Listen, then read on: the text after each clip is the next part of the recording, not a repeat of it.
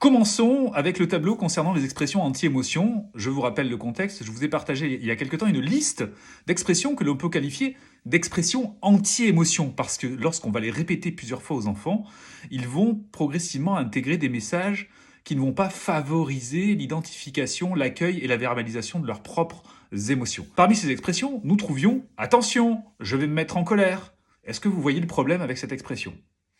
Premièrement, il s'agit d'une menace.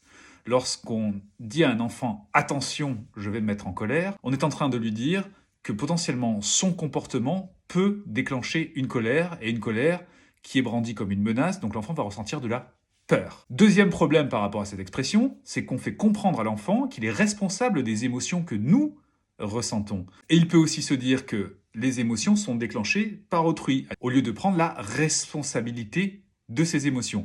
Alors pour ces deux raisons, le fait de la responsabilité de l'émotion et le fait que la colère soit associée à une peur, il vaut mieux éviter et remplacer cette expression « attention, je vais me mettre en colère » et plutôt dire « quand je vois cette situation, je ressens de l'énervement » ou alors « je préfère que tu fasses ceci » ou offrir des choix à l'enfant. Bref, guider le comportement de l'enfant sans brandir une menace.